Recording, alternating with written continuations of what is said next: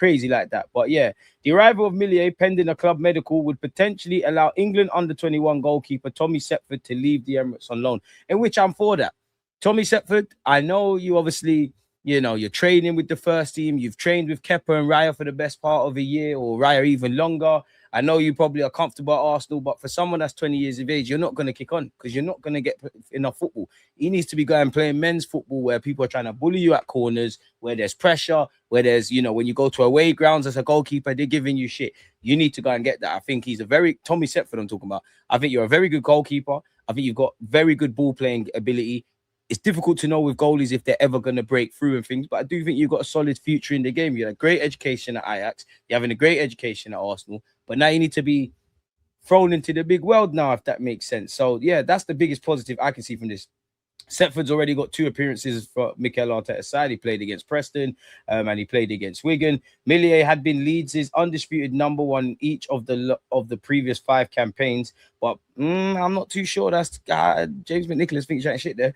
But patchy form during 2024-25 led to head coach Daniel Farke dropping him from the side. The Frenchman's final appearance for Leeds proved to be a 2-2 draw with Swansea City in March 2025. So he ain't kicked ball in a minute, really and truly. He joined on an initial loan from Lorient. He helped them win promotion. He was their number 1 at one point. So, yeah. And helped them to win promotion from the Championship. He was Kiko Castella's deputy until February 2020, when the Spaniard was suspended for 8 games following racially abusing Charlton Athletics Jonathan Lico. Meslier impressed, keeping 7 clean sheets in 10 league games as Leeds won the Championship. He remained the first choice for 4.5 seasons. As we know, Raya and Kepa are the 2 first-team goalkeepers, and I don't need these lot to read this. It makes sense, him going along. I wanted Arteta first French signing to be Bacola, not this keeper. Why are we signing Leeds' first choice keeper just because he's a free agent? He isn't good. I hear you, but you know what? Second choice goalie. Hopefully, we never rely on him. Is what it is, man. In that regards, is better becoming Edu. Overdoing it. Are we broke? I don't know how much Arsenal have, but I wouldn't say we're broke. Star, appreciate you. Calm down, tranquillo, people. And we're gonna have to go over a lot of stuff. Arsenal are carrying out work in tandem on Bradley Bacola and Morgan Rogers. Aston Villa have been telling all who will listen that Rogers is not for sale, but there's a belief a British record 130 million would open the door to Arsenal negotiations. Rogers is said to be keen to speak to Arsenal. He can be keen to speak to us. We can be keen to speak to him. Until something's agreed specifically, apologies with Aston Villa, it's not really going anywhere, is it? Bacola is understood to be open to listening to what suitors have to say. An Arsenal delegation travelled to watch him at the World Cup last week and to establish with his reps what his plans are. The price would be similar to Rodgers' reputed value, whatever that word means. Tijuana have accepted it's only a matter of time before Gilberto Mora 17 moves to Europe and have put an 18.4 million price tag on the player. Allegedly, Arsenal and Liverpool are already planning to pay that amount, with both clubs the most prepared to meet their demands. Now, granted, this is the first time I've seen us linked. Liverpool seems to be the European team consistently linked with someone described as the Mexican Pedri. Obviously, they're out of the World Cup, but pardon me, you don't play a starry role for your country at 17 if you're not good. For me, if I'm Tijuana, I'm trying to get in the ears of his agent. Let's renew that. Let's at least double, maybe even triple that release clause. Let's secure an important fee if he does go to wherever he goes in Europe. At 18.4 million, obviously I would like the Bruno Gomares, his people of this ilk, but for immediate first team. But for me, 18.4 million, you bring him in, and if he really is the Mexican Pedri and one of the stars, then in years to come, we've got an absolute baller. If he proves good, but not quite that, 18.4 million could turn into, I don't know, 60.4 million. Can't go broke making a profit type of thing, people. The Daily Mail have also said Arsenal have been rebuffed in an initial inquiry for Bruno Gomares. The player wants to move, as do his reps. Newcastle can ill afford another high-profile departure. Obviously, it sets a bad tone to the club, to the fans, sorry. And obviously, they've lost Tonali, they've lost Gordon, they've lost some good players. Club accountants, though, may argue accepting anything above 65 million would represent financial sense. I wonder how far we're prepared to go, because 55 million didn't do it, apparently. 65 ain't going to do it. I think 70 should be the cut-off period, personally. Ellie Junior Krupi, 20, is another player Arsenal admire, yet Bournemouth are desperately trying to keep their squad together. They just qualified for Europe. And that will be reflected in the asking price of around 90 million. Julian Alvarez has been on Mikel Arteta's wish list for some time too. The player wants Barcelona, but Atletico Madrid would prefer to sell elsewhere. Yet again, the fee would be over 100 million. So these emerging talents, quote-unquote household names, everybody is 100 odd million quid in it. This is the dynamics. Arsenal have been linked with Konza. I don't know why, but yeah, Arsenal's interest in Konza is genuine, according to the Daily Mail. Those close to the player believe a deal can be struck, but currently Villa value him at 50 million and Arsenal at 35. Do you know what? 50 million, I don't think it's that deep because you're getting right back cover, you're getting centre half cover, you're getting someone that if Saliba, needs to be rested or have surgery, I wouldn't be against it. What is 50 million in today's day and age? 35 million makes more sense to me. 50 million is cool. 60 is a madness. Obviously, I think we need a defender. I'd prefer a Tomiyasu Timbery kind of one, but yeah, because actually what I think isn't being spoken about to a degree is the fullback situation. And what I mean by that is defensively, a lot of the time we think it's just one injury. How many times have you seen Saliba might play, he's carrying a knock. Gabriel Magalhaes might be missing. So you have to pull, I don't know, for argument's sake, Calafiori or Hincapié to centre half. And then one of them get injured sooner rather than later. Lewis Kelly might be in a sweet patch in centre mid. He's playing left back. This is what happens. Timber and White are carrying knocks. Hincapié and Calafiori, unfortunately, are going to pick up knocks. Fullback's a bit scary. Konza can play right back. I rate Konza a lot more than I did in previous years. For a squad player, I'm not against it, innit? But for you, the first question would be, I'm an England international. Aston Villa just won the Europa League. They're in the Champions League. On one hand, if you do make the step up to a club with the greatest of respect to Villa, you have to relish the competition. But Saliba and Gabriel are two of the best centre-halves in world football individually. And as a partnership, who's got a better centre-half pairing than them at this moment? And you'd have to try and dislodge that. I'm more interested to the fact that his ability to play right back, mainly because of Timber and obviously Benjamin White. But what are we saying for Konza, folks? Newcastle sources maintain Arsenal were Sandro Tonali's preferred choice. 100 million transfer fee and a 6-year contract on wages of around 280k a week were considered by Arsenal to be sums better utilised elsewhere. Do we think that sums better utilised elsewhere? Credit to Double M Mikel Merino. He synced Cristiano Ronaldo's Portugal out, and Bruno Fernandes' assist record couldn't help him there, could it? Saliba, Odegaard, Rice, Saka, Madueke, Eze, Raya, Merino, Zubamendi, and Trossard, at least for now with Trossard, are still the Arsenal reps. Apparently, a Chelsea player hasn't scored at the World Cup. That's tough. Big up Trossard for sinking America. It's lovely, man, because Americans, you lot were feeling you lot were too good at football. Great assist from him, and what a game that was as well, man. I don't mind us going for different profiles. Of course, you going linked from Bruno and Tonali and this one to less known entities. I hear it's a bit of a come down, but you could argue if you do get Bruno, on one hand, we know there's competition, but how are you going to make it work with Miles Lewis-Skelly, more specifically Declan Rice, Bruno Gomares, and obviously Zubamendi? Obviously, as the season goes on, there's about 50 plus games, but on a consistent basis, someone's going to be unhappy. Nonetheless, City, United, Chelsea, Arsenal all maintain interest in the following players: Boadi of Lille, Calab Yerinki, I like him, of Neusland, and obviously Garner. He could play right back as well. I wouldn't be against it. I need to do my research on the Boca Juniors lad, Thomas Aranda. Don't know about him, but I don't mind these unknown entities to a degree because they're going to end up somewhere and we're all going to be screaming to sign them. I wonder where the Manu Kone links have gone. Pardon me. Raul Asensio is on Arsenal's shortlist to replace Ben White. Just type his name on Google. I think we should stay away from that, especially after Tom's party stuff.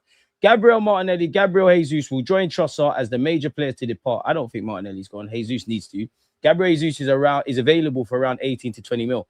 If we're able to get 18 to 20 million quid and his wages off, credit to you, man, because I don't see us doing that. Apparently, Hamburg are waiting to see if Arsenal will drop their asking price for Fabio Vieira as they try to recoup 17 million. The quicker we get rid of these guys, hopefully we get 17 for Fabio Vieira, 20 for Gabriel Jesus, got 17, 18 odd for Trossard.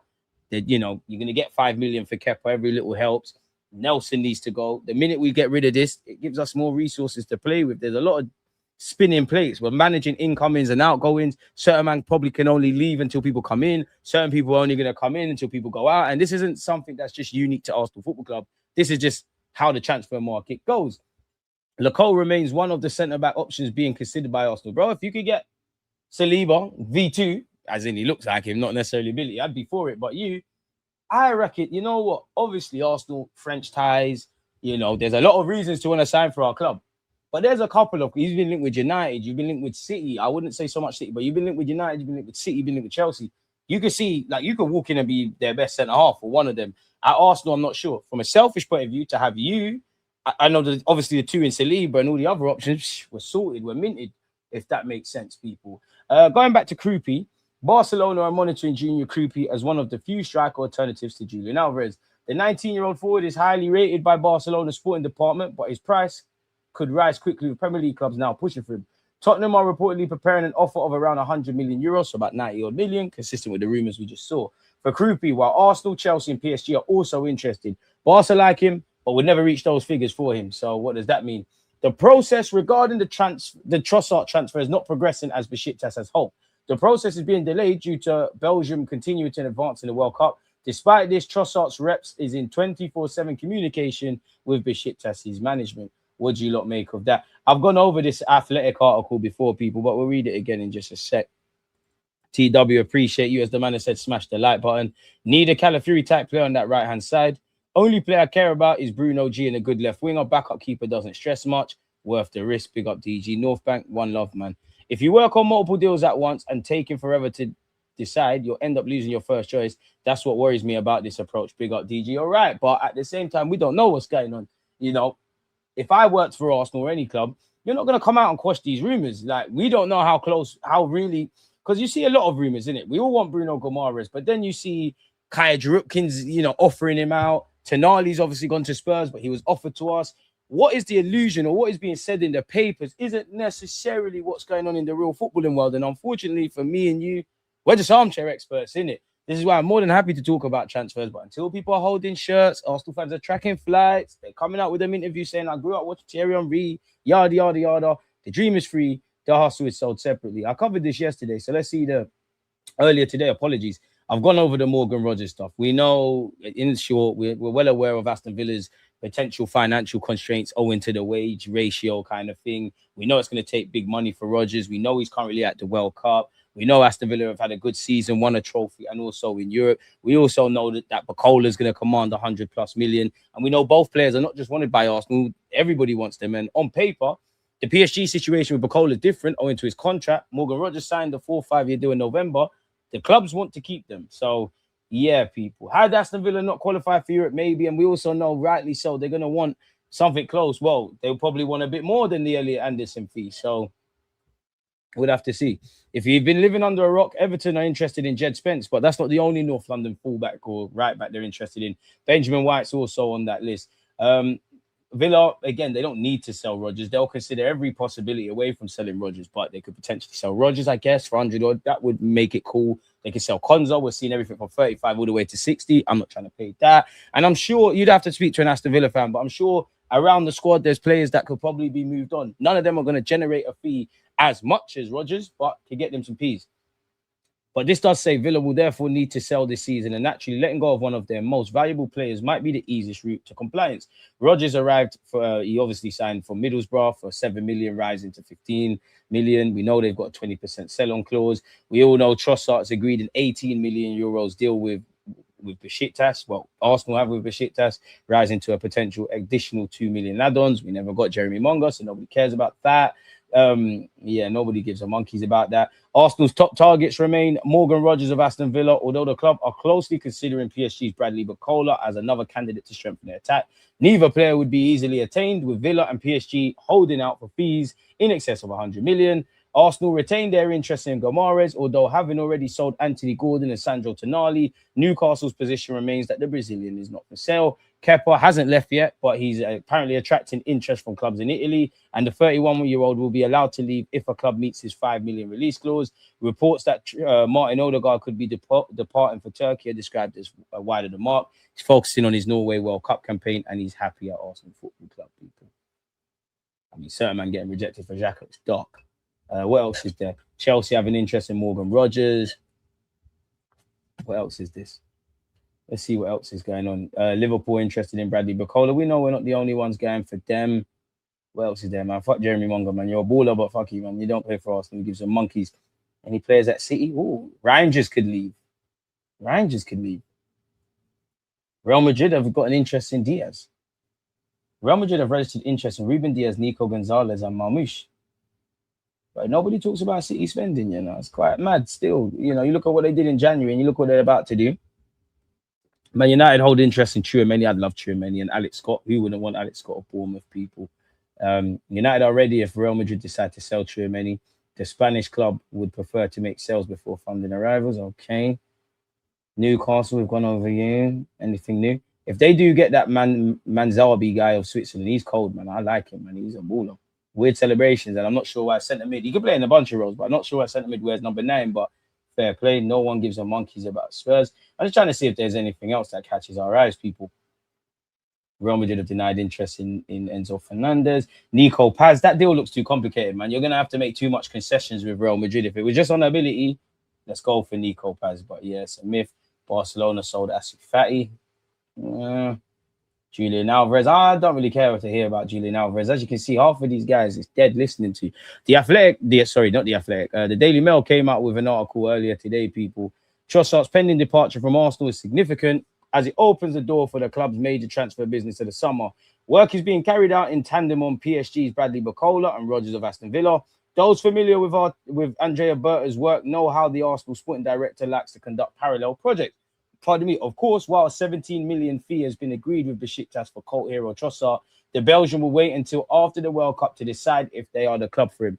Others are in the wings, but the willingness to accept the offer shows Arsenal's desire to move on. Another striker, a left-sided forward, a midfielder, a centre-back or full-back, and a goalkeeper are all deemed necessary to supplement the Arsenal squad. So, another striker, a left-sided forward, a midfielder, a centre-back or full-back. I'm going to interpret that as someone like Konza, a centre-back that can play full-back, or someone that can play on the areas, and a backup goalie. I think that's everything I would want, if I'm completely honest. The game changers would obviously be, for me, a left winger, a midfielder. I think we need to get a backup goalie. I think we're in trouble if we don't get another defensive addition. And I would say a striker would make me feel good, but if it's not better than if he's not a better goal scorer than Gyökeres and he doesn't fit the false 9 system better than Havertz, then I don't really see there's a point. You might as well just part that off for 12 months. Like, if I'm honest with you, I don't think we sign a striker. Of course, if there's a market opportunity, or you say, fuck it, we're putting 90 or 100 million on an emerging talent like Krupi, or we're staying attentive to the Julian Alvarez stuff, like, that's the only thing I would say. I do get the vibe that I don't think we're going to, for what it's worth, I think I'm quite pessimistic on Julian Alvarez, naturally, Bradley Barcola, 50-50 with Rodgers. But I think for the 2 of the 3 that I said, I do think we're just waiting in the grapevine to see what's happening. Like, obviously, if Barcelona fuck that up and he's still adamant I want to leave and there's a change of mind, then that's where we come into it, people. We've had 15 players at the World Cup, and fatigue will have to be factored as they look to hit the ground running. My only fear is that fatigue. You know, Saka's having to be managed. Timber's missed out on the World Cup. Ben White's got his issues. Saliba and Gabriel, you hear the rumours around them. Rice, 1 minute is his back, then his hamstring, and everything in between. So that is the only thing I think derails Arsenal season, because of everyone had to put their bodies on the line. Last few years, we've had injuries. Last year, from August until now, we were dealing with injuries. Obviously, towards the second half of the season, I think everything kind of, whether it's, you know, new signings hitting the ground running, players coming back from injury, I think towards the end of last season that we won, everything kind of came together positively, innit, really and truly. So I have to see. They've had 15 players at the World Cup, and fatigue will have to be factored in as they look to hit the ground running for the start of the new season. The collateral damage from a title-winning season has left Bukayo Saka and Declan Rice struggling to train at the England camp. Each player involved in the USA will also have a 3-week rest period, impacting on pre-season plans. An overhaul of their medical staff was deemed necessary, and 2 new fitness coaches have been employed.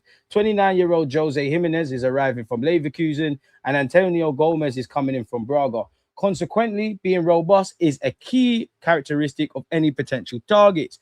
Aston Villa have been telling all who will listen, Rodgers is not for sale despite their need to generate player revenue to meet financial guidelines. But there's a belief a British record 130 million would open the door to Arsenal's negotiations. There have been similar rumblings that Barcola is not available, but the France international has been reluctant to agree terms on a new contract with PSG since last year, and is aware they're working on adding RB Leipzig winger Yandi Amande and Magnus Akilushe from Monaco, another attacking midfielder. Barcola is understood to be open to listening to what suitors such as Arsenal and Liverpool have to say. Obviously, we've gone over the whole delegation, have been speaking to him. We know it's going to cost a similar kind of price. The England man is said to be keen to speak to the Gunners, and unlike Barcola, has Premier League experience. Rodgers is less of a winger, more an attacking midfielder, but that versatility always appeals to Mikel Arteta. It's no secret that Martinelli has interest from Saudi, and Gabriel Jesus is available for 18 to 20 mil as Premier League suitors circle. Gabriel Jesus got interest from the Prem. Hey, what are we saying? Will also be sacrificed in the Premier League champions refurb. Those 2 Brazilians will join Trossard as the major player to depart. I very much doubt Martinelli goes. Trossard, I think it was one of Trossard or Martinelli this summer. Potentially Nelly could go next summer. Jesus is a non-factor. I don't want to be disrespectful, but realistically it is. Krupi is another player we admire, as do neighbours Tottenham, Manchester City, Liverpool, and Barca. Yet Bournemouth are desperately trying to keep hold of him. We've gone over the Alvarez stuff. He wants Barcelona. Atletico Madrid would prefer to not sell to a direct rival. Pardon me. And he costs over 100 odd million quid. Arsenal have considered Chelsea and Man United 50 million target. Somerville at West Ham. They've been offered Zolis from Club Brugge. And Leverkusen's 18-year-old Bosnia winger Karim Ajala-Begovic. Again, I did a scouting video on him. Go check that out. The latter's Leverkusen teammate Kofan has been also suggested. Don't care about Jerry Monga. We've gone over the Tonali stuff. What else have we got? Arsenal have been rebuffed in an initial inquiry for his teammate Bruno Gomes. A first offer around 55 million was to test the water. The Brazilian wants to move, as do his reps. Oh, we've gone over that as well. Regardless, Berta has deviated to another long-term target and inquired about Bournemouth's Alex Scott. As with Man United, the message is not for sale. But the 22-year-old is open to opportunities. However, there's belief it would take 80 million all in to make it happen. Scott or Gomes are considered more viable than Enzo Fernandez, for example, with Chelsea still chasing 120 million for the one-away Argentine, who has some admirers at Arsenal. I mean, if you're going to pay stupid money, I'd rather just pay the 130 on Rodgers. I understand the Elliot Anderson. Enzo Fernandez is a good player, but are you trying to give Chelsea their money back? No, I don't think they are. As with City, Chelsea, United, Arsenal also maintain an interest in teenage prodigy Bawardi, 20-year-old Calab Yarinki of Neusland, and Boca Juniors, Thomas Aranda. Obviously, we've gone over the Martin Odegaard stuff. We've gone over Konza. We view him at 35 million. Aston Villa are saying 50. Laco's been talked about. We've also been allegedly offered Wan-Bissaka. I'm not for it. I'm not against it. I wouldn't mind Wan-Bissaka in the squad, but we must, scouts do your job. We must be able to find a calm fullback, man. We've gone over Kepa and we've gone over Meslier at the start of this. Hincapié was on Barcelona's list, but is expected to stay. Calafiori isn't going to go Real Madrid because they want to go Cucurella. Ben White still has suitors, keen to see if Arsenal will sell, but his medial ligament injury is a concern for some, while he wants to continue playing Champions League level. Likewise, Ranieri, following there's no way I can say that word, but a loan at Marseille. He could be potentially gone. Hamburg are also waiting to see if Arsenal will drop their asking price for Fabio Vieira, as they aim to recoup 17 million. So we'll have to see how that develops. But for me, if we want to bring in 4 or 5 top quality signings this summer, another striker, a wide forward on the left, a midfielder, a centre-back or full-back and a goalie, you won't hear this guy complaining, man, if I'm honest with you. So, yeah, Everton are on to Ben White. The Belgian media are trying to convince Aston Villa to accelerate a Trossard move. Now, Trossard, if you're leaving, that's your business. Go what makes you happy. But he's going for 18 odd million euros. So 18, 20 million quid. Aston Villa, if you want him, just knock that off the Rodgers price. We'll give him to you. And then just put the 100 million down on Rodgers. Let's keep it moving. We've gone over Wan-Bissaka already, folks. Again, we spoke about Kofans of Leverkusen. Apparently, Everton are ahead of other clubs, so they're the ones actually offering. We know his agent has previously tried to talk him up to Arsenal. I mean, what agent is going to talk down their client? You're going to make like everybody's interested in you, and he's the most beautiful guy in the world. Silly rumors have started. Arsenal have set a price for Barcelona to sign William Saliba, allegedly, people. What's being said here? Okay, you ain't even gone into it. Barca, Madrid, PSG have been linked. Okay, 128 million euros. Sources close to the agents industry have informed courtside Barcelona are monitoring Saliba, while Real Madrid and PSG are also keeping an eye. Arsenal are unwilling to even consider talks unless an offer reaches around 150 million euros. So, a bit of a non-story there, people. Aston Villa are now reportedly using Elliot Anderson's transfer fee as a benchmark. They're going to do that, people. So, yeah. Villa are in a strong position here. He'll only leave on their terms because he's under contract until 2031, and they're demanding around a fee of 130 million. I don't really feel Rodgers is joining us. What's this? Arsenal are currently offering more than Liverpool for the potential transfer of Mexican wonderkid Gilberto Mora. That's according to Azteca Peleba. Arsenal look to be in the lead to sign Mora at the moment. To be fair, there's equal rumors that say Liverpool are ahead, people. And I mean, he technically couldn't. I don't know when he turned 18, but he can't join us at this moment. But anyone that's 17 playing at a World Cup and made their debut at 15 and could be available for 17, 18 million, we should listen to it. Big up Mikel Merino. Spanish head coach Luis de la Fuente believes Zubamendi is the second best midfielder in the world behind Rodri. He's going to say that, isn't he, people? I already said it if necessary. I would have gone to pick Mikel up from his house, de la Fuente said. He's a fantastic player for everything he gives us. And I also want to highlight the contribution of players who come on in the second half, just like in the European Championship. That shows the great professionalism of everyone. The team continues to grow. Today's match was exceptional for both sides with some outstanding moments of football. We're fortunate to have a team that knows how to compete until the very last second. I don't even think Spain are playing at their maximum yet. Rodrigo is the guiding light of this team, a player with exceptional vision, which is why he's the best player in the world in this position. Behind him is Martin Zubamendi, who's the second best player in the world in that position. For me, big up Yamal, but we don't really care about that. Apparently, 3 Premier League games have been rearranged for TV. They might be the first 3, they won't be the last. As previously confirmed, we will kick off the campaign with Friday night home clash against Coventry, and our first away game will see us head to Aston Villa, in which we hope we got Rodgers. That fixture has now been rescheduled for Monday the 31st, with an 8 p.m. kickoff, allowing it to be televised for TV. I can't lie, people, we won't be doing a watch-along on the 31st of August. I can tell you that I'm going carnival. We'll have a reaction stream or something. I can tell you that for free. I don't know why you lot moved it. You're acting, but I can tell you for free, big up Arsenal, I'm going carnival. 31st of August.